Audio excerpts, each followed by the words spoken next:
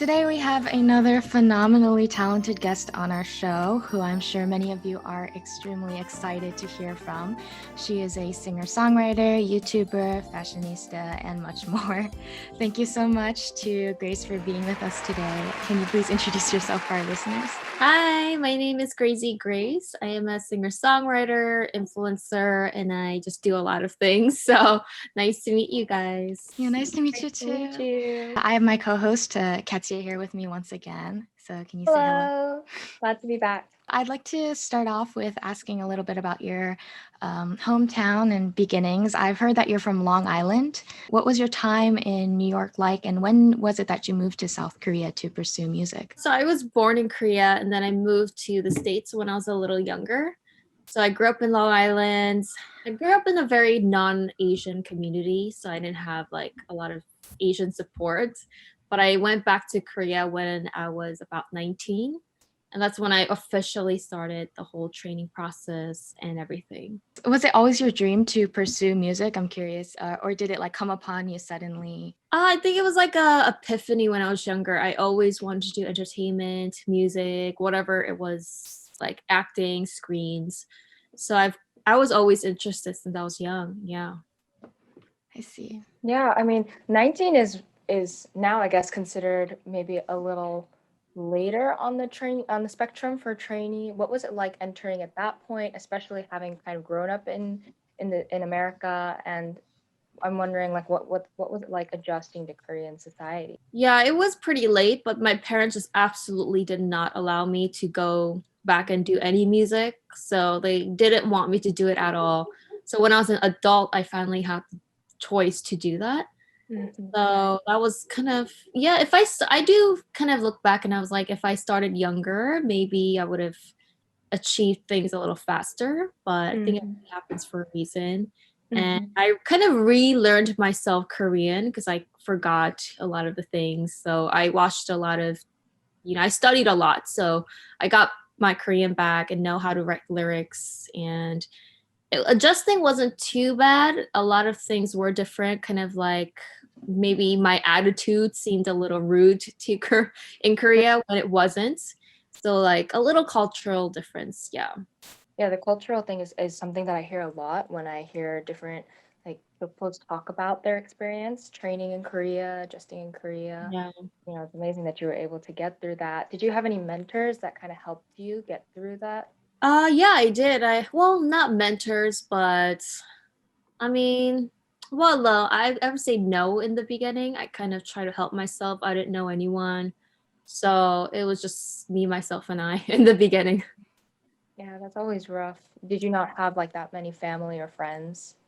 I mean, I had relatives, but it's not like they knew the entertainment. So they didn't really know how to help me, even if they wanted to. So it could be lonely in the beginning if you really don't know anyone. Right, of course. Yeah, yeah, I was gonna say, first of all, I realized like how, like prior to beginning this interview, I was like, I got this. And then I realized seeing you, I'm so shook in your presence, I would say. Yeah, because you're so charismatic, and I wanted to kind of talk about also, like, I saw you on some of your performances on Unpretty Rapstar. Yeah. And they were just your attitude, your character, everything. It's just, you're such an amazing performer. Thank you. And so because of that, I was like, oh my God. And so much. That means a lot. Yeah. And I realized like you weren't even a rapper prior to being on the show, right? You were a singer turned into rap star very suddenly. So I've never been rapping before that. So I was struggling. No, it didn't seem like it though. You were at a disadvantage in the earlier part of your participation because you weren't maybe as known as the other participants. However, you ended up making it to episode 8, which is a huge deal. And what expectations did you have prior to competing when you knew you were going to be on the show? Well, I knew it was gonna be super tough, but we just wanted the exposure on TV. It's hard to get, actually, more than you think. Yeah. Get a gig on TV. So we really wanted that. And I think I didn't care how far I went in the beginning, as long as I got the exposure, that was fine. But somehow I ended up getting really far. And I remember after the whole show ended and with the whole staff and crew, we had like a 회식 dinner. Mhm. And one of the main producers told me like, we were actually thinking of like cutting you off really early, but you did better than we expected. So I ended up going farther. So I was like, that was a luck. Yeah. Yeah. I mean, this is just a little note. I really loved like the little grunting sounds you would make, like the kind of the growling. I thought that was so sassy and just everything. Wow, it was really amazing. Yeah. I can't look back at my videos. I just kind of cringe. I do that, but yeah. How did you prepare for that as someone who wasn't really trained in rapping beforehand? So actually, they don't tell you that you made it or you're gonna film. They want to keep it really super secret. So you had to I had to train myself I had to train 3 months prior, knowing that I will get on the show even if I didn't. So I had like a rapper trainer teacher who taught me how to rap and singer-songwrite lyrics and everything. Wow. Yeah. That's very impressive, especially as a Korean American trying to write your own lyrics in Korean. I feel like that's especially challenging. I look at my first notes and oh my God, I was so bad. My trainer really saved me. Yeah. What was the hardest part about that, like preparing and doing it? So there's like no script on the show, although people think there is. There's no scripts and they make you do things on the spot. So you have like 2 hours to perform. It's like, wait, I don't have anything. I don't have anything written. So I think that was the hardest part. You have to have things memorized and constantly like flowing in your head. Wow, that's impressive. Well, transitioning a little bit, Reba, did you want to talk about the YouTube aspect? Yes, of course. It's like basically what you're mainly doing right now. You're currently a very successful YouTuber, engaging K-pop fans all over the world with your candid discussions on current issues as well as your own experiences. So what inspired you to take this route on your channel and begin this whole just Grazy Grace and Grazy TV as well? At first, honestly, I was kind of not forced to, but I was having a tough time with leaving my older companies. I was having like, trouble with them so I couldn't promote at all.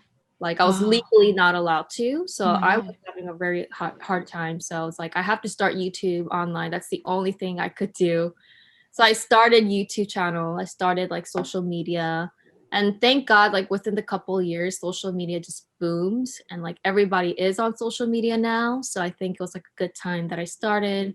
But now I'm free, independent now. I could do whatever I want. And Grazy TV, I started because I just love ghost, paranormal, aliens, like crime and things like that. So I just kind of do what I'm interested, and thank God people are also watching. So yeah. I mean, you definitely gathered, I think, a pretty big support base and like a lot of fans from Grazy Grace, that original channel. So that's awesome that you were able to do that and then migrate over. What do you feel like, we asked this before to one of our guests, like is kind of the hardest part about like pros and cons of being on your own now without a company to manage you?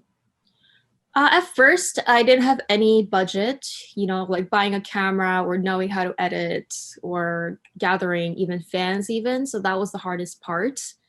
But after you get used to it and you have like a certain fan base, you get your budgets. And now, honestly, I love being independent because I have control over everything.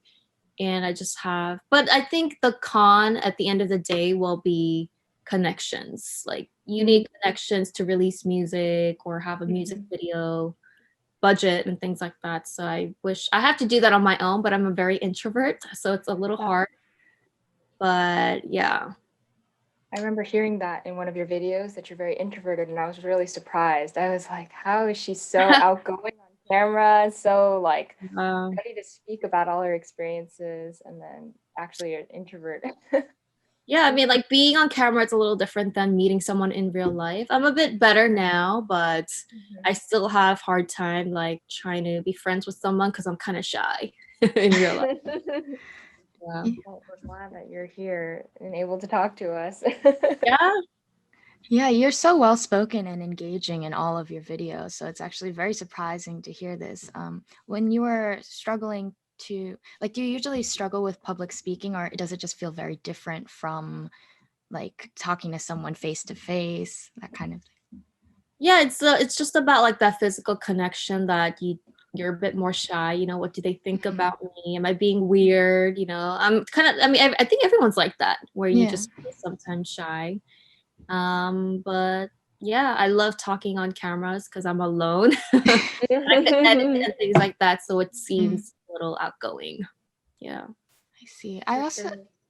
Wanted to ask actually about that editing you're talking about. Do you edit everything on your own? I was wondering because you have so much content and it seems like it'd be a lot to handle.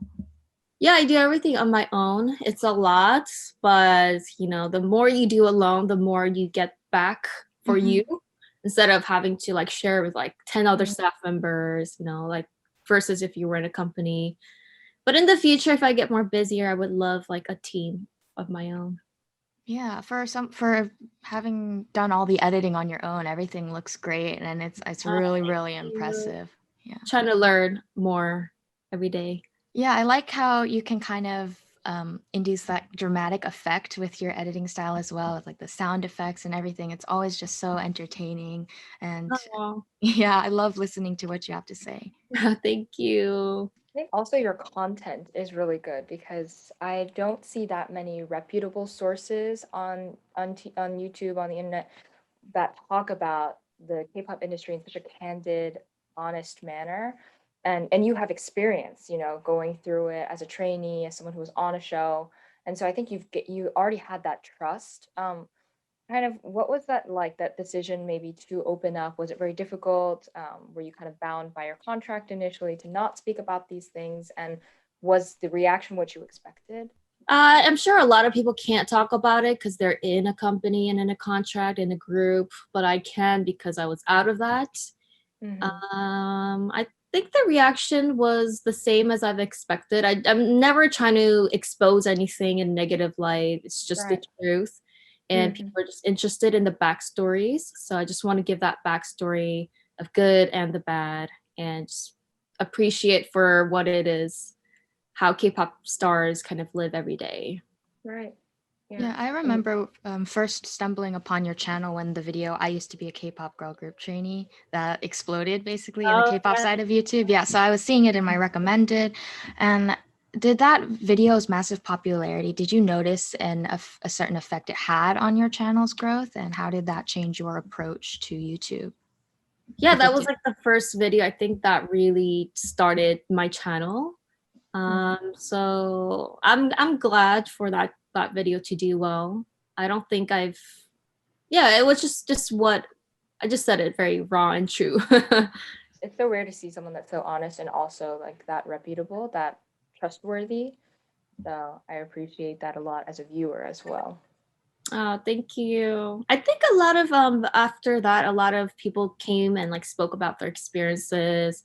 You know, there Hmm. was a lot of just Korean celebrities who talked about the whole system. So I think it's nice to see the backside and the truth so that things could, if things were wronged, like money or things like that, companies could also appreciate the artist side as well more and be fair and balanced when it comes to speaking up. Yeah, it Hmm. definitely felt like a little bit of a wave when that started happening, where Hmm. people were releasing more videos on their Yeah. experiences in the trainee world. So yeah, I think it was really great to, as you said, like bring that to light so more people know about it. I also was kind of wondering, do you feel like, you know, obviously there's a lot of, maybe not a lot, but there are quite a few like shady underdealings or instances where artists kind of get underpaid or just somehow cheated, whether it's through like really long contracts or just really difficult terms, and you've talked a lot about how like your personal privacy was infringed upon, and Mhm. a lot of things that just don't really seem ethical. So I've been wondering, do you feel like that K-pop industry, especially as it booms, is it kind of doomed to be unethical, to maintain this standard of excellency and, this global standard that it now has? Or do you feel like, changes have to be made and can be made that can make the industry more sustainable in the long run and healthier for the people who are in it, you know, because it's often young people like you when you were 19. Yeah, I think it's definitely opening up like the mental health issues that was Right. definitely unspoken of in the internet. And then now you have a lot of people standing up for that. Even I talked about in my last video in the Mhm. contracts, now there's like a term that says you have to help with the artist depression or anything that you go through. And I didn't see that before when I was signing contracts. So stuff like that is really coming to light. And the more we speak about it, I think the more there will be a change. So I wish people spoke more about it. Yeah. Yeah, I really appreciate that as well. And I have been seeing that a lot with different artists in the industry, especially even in big groups like with what Twice's Mina and Jonghyun and different artists who are taking leaves for like personal, like, you know, whether it's depression or anxiety. So it's really good to be talking about that. And that I did like that you talked about that in your most recent video as well. I saw that. Oh Yeah. yeah. And now it's kind of more normal than seeing it as Mhm. like weird or that person's depressed. Right. It's like kind of destigmatizing the mental health aspect because it's, you know, you guys, young people are so impressionable at that age, you know, and they're Yeah. training to be in the limelight. So how stressful must that be? I can't imagine what you went through and other people like you. Mm-hmm. And I also realized with all these, like including your last video, I noticed how much information is packed into all of your videos. And a little bit transitioning a little bit, I was wondering about what that research process is like for you, how long it takes for you. Do you like have a billion tabs open on your computer and like typing things out? It's just very impressive. And I was curious. Well, regarding K-pop, I still do research because I might not know everything, or at least I need to relate it to the trending topics now. Mhm. So it does take a lot, you know, to film it, to research it. It takes like a couple days. Grazy TV takes way longer because I'm literally like finding all the crime information. Wow. So yeah, YouTube is like a whole job. it's a Yeah. it's like a full-time job. Mhm. Yeah, I've tried it. And just like editing one vlog for me takes, I don't even know how many hours. It's an Yeah. unspeakable amount of time. It's not a joke. It's Yeah, a full-time people, job. yeah, it looks easier than it actually is, I feel like, because people are like, oh, you pick up a camera, you film your life, or you film yourself talking, but then there's so much editing that goes into play, and you know, how do you keep the Yeah. viewers engaged? But Mhm. you seem to have found like a pretty good rhythm for that. You know, I found your content very engaging. Oh, thank you. But I think that's why I can't do vlogs. I don't do vlogs. Like that's a whole nother skill on its own. Vlogging Mm. is hard. Probably is hard to come up with interesting content Yeah. unless you're just a naturally exciting person. Yeah. If I stay home all day, I can't be a vlogger. You have to go out and like content. It's stressful, you know, revealing your personal life Yeah. sometimes. Do you have specific music related goals that you're hoping to achieve in the near future?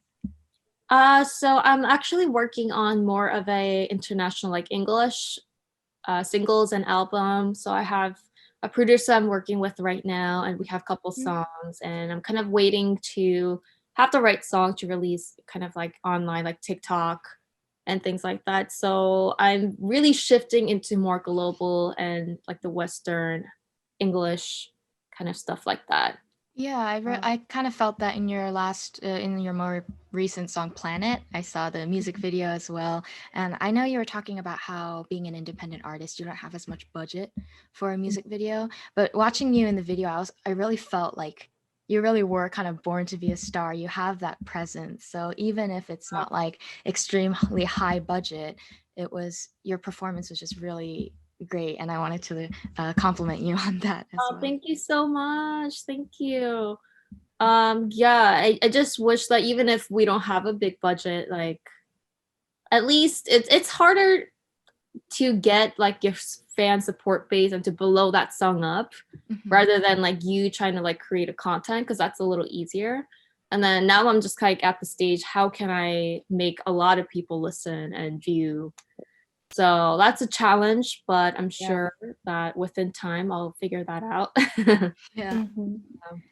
What was that process like actually of making that music video? Because I really enjoyed it. I thought it was really cool, the shots that you had and the location and the outfits. And you did all that by yourself, right? Like you picked all that stuff out. Yeah, well, that song was like not anything, honestly. I was kind of releasing it just for content rather than like any Mm. music, because I know Mhm. that producer friend passed away, and I was like, oh my God, I have to release this. And Oh. just like good opportunities came when I went to Sweden to perform. I had like a friend who was a producer. So we filmed the music video and I just kind of released it for content before I released my actual album and things like that. Wow. Mhm. Yeah, Well, kudos to you. you've also done numerous songwriting gigs. I saw you talking about in some videos. What led to these opportunities, and can you tell us a little bit about the songwriting process for you? Yeah, so I do a lot of commercial writings for like Korean brands. Like I've done like Samsung phones or like makeup commercials or whatever that starred like Blackpink. I mean, it's nothing too big since you are just the vocal behind it and you don't get like credit or anything. So, but I love doing it. I love my voice being on the commercials. It was just through someone that I worked with for a long time. So, yeah, so those are little gigs that I do here and there, and I just enjoy putting my footprint on everything. Mhm. Yeah. I mean, that's Yeah. how you do it. That's how you build up Yeah. your sort of portfolio, and then you Yeah. take those steps. Yeah, it is really exciting. And I saw your commercial that you did for with like Lisa from Blackpink in it. Mhm. And in the comments, it was like flooded with that's Grazy Grace's Oh, voice, and everyone's really excited. Yeah. oh, wow. Thanking all the fans who put me out Yeah. there. They're so supportive, and that's really, I think so. It's so beautiful that you have this community that is just showering you with this love and support. I'm very happy for that as well. Yes, it's amazing. I can't believe, but it's also hard work that I gotta keep things up and push everything that I want, people to support. But people are actually more kind than negative online, which is a great thing. So a lot of kind people out there. I heard in an interview once, I think it was with Jay Park or someone, that they mentioned how like they felt like people on Naver, like the Korean sort of web service, were so like Korean web users were more harsh than on YouTube. Do you have any, did you feel any difference there, like between Korean web users versus like global on YouTube? Yeah, I think the mindset could be a little different, just the cultural differences. If there's like a Mm-hmm. scandal, it might be Mm. considered like really big in Korea, while in the Western countries, it's just, well, whatever. Mm. But something big in America could be also very not shocking in Korea. So I think it's just how the world runs. Like everybody's mindset's different. But yeah, I do agree that netizens could be a bit more harsh there. Mm-hmm. Your persistence and devotion has inspired many of your fans. Do you have any advice that you would give to those who are struggling to persevere really against their current hardships in pursuing their goals? Yeah, I had the time when I first started that I didn't know what I was doing. I was like, I'm only getting older, not younger. But I think I had a very supportive mentor that's been in my life for the last really recent couple years. And he's really helped me to push through and inspire me to just be myself. And that has really led me to this whole YouTube thing, earning my own money and like branching out to different things. So it helps to have a really supportive mentor, and don't be friends with people who will always just bring you down. I say just like keep your friendship very close to people who will only help you and support you, and you could give that back as well. Like being friends with people who will always put you down, or family members, I think that's just going to make you stay where you are. So a good friend circle is what I recommend. That's very true. I feel that. You Yeah. heard it here from Grazy Grace, everyone. Get Yeah, rid of all your toxic people in your life. I know. And I think I could be toxic. Like you could be Mm-hmm. toxic yourself. And I've changed Mm-hmm. and looked at myself, and I decided to change, although that was hard. So Mm-hmm. yeah, that's a good thing too. Yeah, that's another Yeah. thing I noticed about you. You're very self-aware and you're honest about your wrongdoings as well. And I think that's so impressive, not something that a lot of people can do when you're like talking about certain certain experiences and you say, yeah, that was my fault. Yeah. I feel really bad about that. And then you reflect on it, and that's really respectable as well. Oh, thank you. I do think like I want to change. I want to grow. I never want to stay in the same place. So I think that helps to continue growing. Yeah, absolutely. That growth mindset really makes, I think, me as well as the rest of your fans have a lot of confidence in your future plans. Yeah, I'm excited for the future. I also saw a video of you introducing your audience to your home recording studio, like the little setup you have. And I was wondering if it was still the same as what you showed back then, or if you had made new additions and how you maneuver with all that, just recording on your own, because that can be very challenging. Actually, a lot of things are available very affordable and you could just do it at your house. Like back then, equipments cost like a lot of money, but even like the mic I have could be $100 to 200, and buying everything was less than, I say, $300. So it's very affordable for anyone to record at home. Even the commercial things I do, I just record my vocals at my house and then send it over to the producers. So things are so much more easier and affordable. So I really encourage people to just put a little bit of money into whatever you want to do. If you want to be a podcast, whatever, it's not that expensive. So just start and do it. You got to make the initial investment if you want to see growth. Yeah. Yeah, I think a lot of people are always very hesitant to just get started on something because they're all bogged down by the what ifs. But I can see that you're someone who really does just get to it. Yeah, it's scary for me too, but you just got to do what you got to do. Believe in yourself. So Yeah, she was kind of like that as well. She has a very like go-getter kind of mentality. I feel like doesn't really hesitate, and I see that kind of similarity between the two. yeah, I love people like that because like that's how you make it. Yeah. Yeah. I think also just like not thinking too much about the like what if I fail, what if this happens, because it's like you said, those kinds of things only bog you down. Yeah, I used to be like that where it was what if I don't want to ask people because I'm bothering them. But then someone showed me that, if you try it, it works half the time. So why not? Sure, it reminds me of like the saying, you miss 100% of the shots that you don't take. Yeah. Yeah, I'm really feeling that like kind of personality connection right now. Yeah. And so I actually wanted to ask, since this is kind of I think this is a pretty good interview question. I like to ask it to my guests. Do you know your MBTI personality type? I do. I took it a long time ago. I remember what it said. I don't remember the actual name, but it said it was a personality Michelle Obama had. I don't know if you guys know that one. Michelle It was like Obama. very rare for females to have. I don't know. I don't remember. I'll show you guys later. Okay. Yeah. Or you could. Because I think people are always kind of curious about that. The MBTIs is definitely one of those kind of fairly accurate sometimes, but also like you can take it or leave it kind of things. Yeah. What are you guys? I'm an ENFP, so I'm very much an extrovert. Yeah, I'm a very like outgoing personality type too, so I need people. So kind of different maybe from you guys. Yeah, I just looked it up. You are an INTJ. Okay. It says that's what Michelle is, and I'm an INFJ. So we have like one letter difference. Okay. That's what it is. Yeah, There's the that's what go-getter it is. personality. Yeah, the IN and the J. And you saying, Katya, just now that you are used to going outside and stuff, brought me back to the topic of this pandemic, because it's like, everyone is experiencing this. This is something that's like once in a lifetime, and remarkably, we happen to be in this lifetime and experiencing this. So how has that affected you as someone who is maybe more introverted? Do you find it difficult to be at home all the time? How do you cope with that?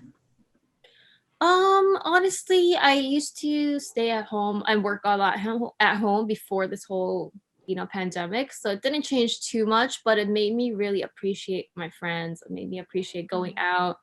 And I wish I went out more, honestly, in the past. And I'm just like, I miss dining. I miss friends. I miss connections. Yeah, I really do miss that. Sometimes I think about the fact that just a year ago, like I was probably like at school, hanging out with friends, going to classes, eating together in a dining hall, like, and now here I am stuck at home. It's crazy. That's what a year can do. I think it's been too long. Yeah. It ruined a lot of people's businesses, but it also boomed a lot of other people's businesses. But Yeah. yeah, I think in the perspective of maybe like social media influencers, it might have been helpful in some ways because people are now just glued to social media. yeah, And so you're getting all that like attention, all those viewers, I think. So that in some sense yeah. could be good for people like you. That's Mm. true. That's true. But then also I look at like my parents who had like Mm. their own stores and businesses and Right. they're really struggling, like all those Mhm. upper older people, I should say. Mhm. And it's really sad. And Yeah, a lot of things don't make sense in this world. they Yeah. do not. That is, I think a big wisdom we can take. Also, just, um, this is a Korean radio show network, so we do have, and Reba and I growing up in the Korean American community, we know that Mm. we are personally friends with so many small business owners who have really Yeah. suffered a lot. So, yeah, I'm really hoping that this will be over soon, maybe in the next year. But I guess until then, do you feel like you've hit sort of any sort of slumps during this time and like, or maybe in the past, and how have you kind of worked through that during this time or before? Hmm. Definitely you could be in a slump, but I don't know. I always wanted to I don't think I went into a slump this not to brag or anything like that. I Yeah, yeah. always Everyone has their own Yeah. experience. Mhm. like if when the gyms closed, I was like, I have to exercise at home. And I did that Yeah. every single morning, no matter what, to Wow. gain Wow. my weights. And I was like, I still have to. Yeah. So I was okay, but I know a lot of people had a hard time as well. I think that one thing that's really big about the pandemic is I grew thankful for, even more thankful for so many things, because like I'm with my family all the time, and that's something that I'm really thankful for because I think that after I graduate college, you don't see your family as much. I don't know how much you saw your family after you went to Korea, probably not that much, but that's something that I became really thankful for. Well, That's I'm right. in New York too right now. So Oh, we're uh-huh. all Right, New right, right. What did Long you, Island. Long Island? Yeah. Ah, I see. when did you We're come back? Well, I went so 2019, October, November-ish. That's when I went to Korea, and then I came back, and that's kind of when the whole COVID thing started. And I haven't been back to Korea since Oh, because I just don't think I could do the 2-week quarantine. oh yeah. I come back and do it again. So do you plan to go back to Korea or stay in New York to pursue music here? I was always going back and forth, so that's kind of what I want to do. I don't really want to have one place. Mm-hmm. I always want to be hopping around when this thing ends. I see. interesting. How has that been for you? And do you kind of have a preference between Korea and New York? I think when I was a little bit younger, I loved Korea because it was like heaven to play around in, drinking and friends. I love the club culture. Yeah, it's fun for young people. It is. And then now, after a couple years, I just really like focusing on my work. And I don't know, I grew to also love America back again. Yeah, that's why I want to jump around. Mm. That makes sense. But isn't that difficult to, keep going back and forth? Like, do you have a place that you have in Korea as well?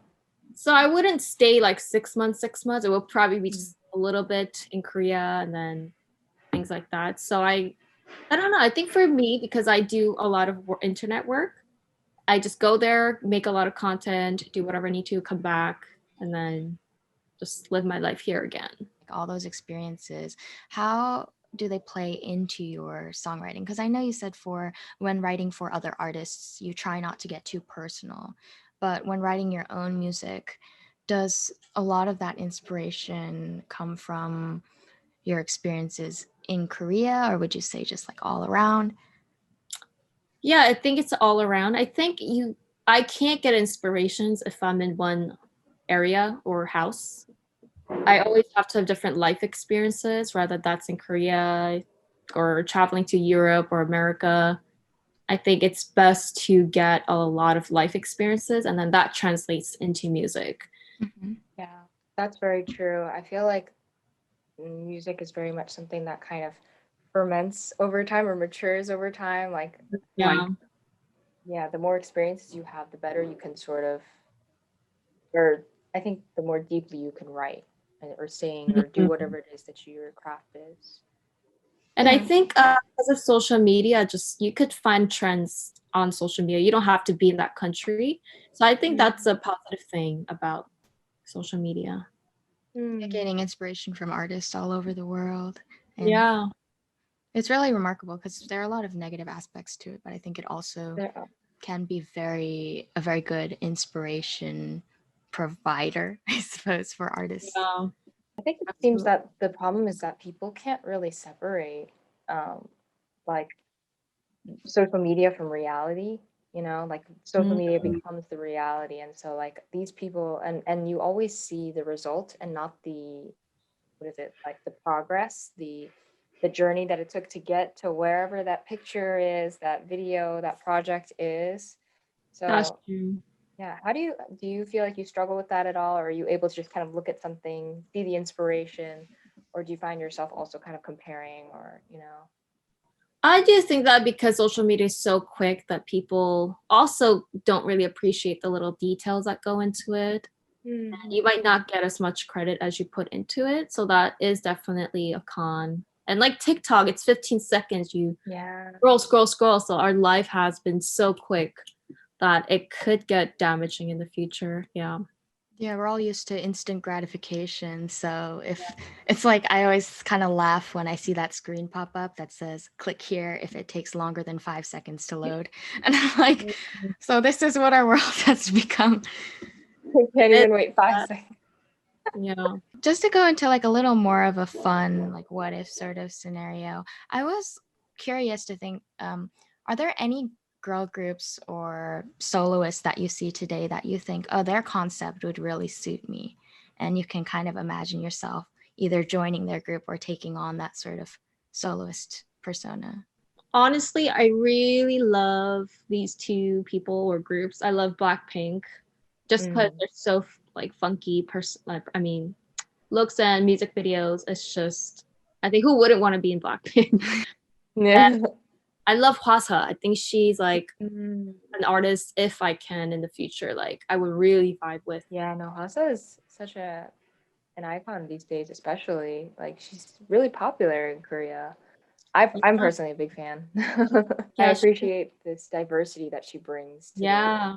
And I'd love to see you try out like either of those concepts if you still want to, because I know even though you're going a little more global with your music, um, you could still have those like K-pop elements, and if you choose to do so, a hybrid version of Blackpink, Kwasa, and your own whatever unique traits you bring to the table as an artist. Yeah, that's actually our plans with like my manager as well. We want to do just a little bit hint of K-pop aspects, but try to make it global. Yeah, I mean, seeing now how K-pop has blown up, it has the Yeah. full potential to go global. Yeah. Yeah, yeah. Isn't it already kind of global with BTS and everything and Blackpink? Or is it Yeah. kind of still getting there? I think a lot of people think it's like a what do you call like a niche? Like you have to like Asians to like K-pop. Like if you walk down the street and ask like a normal person, I don't know if they would know Blackpink. I think maybe that's how people view it as. But I want to make me or that K-pop essence like actually known to everyone. Especially because even though these artists like BTS and Blackpink are blowing up in America and like all over the world, I feel like that publicity pressures them to conform to what's mainstream in like the Western world. And so I think it'd be nice to see an artist that who takes influence from K-pop and kind of sticks with what they want to do, and doesn't have to feel the pressure of becoming more like Americanized, I think. Yeah. I think at the end of the day, it's all business thing you gotta do. Yeah, Reba and I have been having those conversations a lot about how to maintain the integrity of an artist's like style and music, like with K-pop, when it comes to taking that global stage, because there are so many people that get involved and that have their own ideas, and then you want to fit into these trends, and at at what point does it, stop being that artist, so much as it is the product of many other people. So that's something that we've been kind of talking about. Yeah, I totally agree. I'm really just so excited to see what you do in the future. We are once again very big fans, and I'm just hearing you talk about music and everything, and having this plan in place makes me very hopeful, and I just have a lot of respect for you and all that you've done up until this point. Yeah. That means a lot to hear, all of that. And, thank you so much. Thank you. Of course. Do you have Thank you. anything you want to say to like our listeners / your fans? Oh, I just want to say thank you so much to everyone for even reaching out for these interviews for me. It means a lot. It really does, because it means like I am putting something out and people really like it, and I can share that joy with others, and hopefully that will go around. And yeah, thank you so much. Thank you so much for being on our show, and we wish you all the best in the future. Thank you. I'll see you guys again, hopefully, in the future. Yes, That'd be great. Please come on again. Yeah. Thank you so much, you guys. Thank you. Until next time.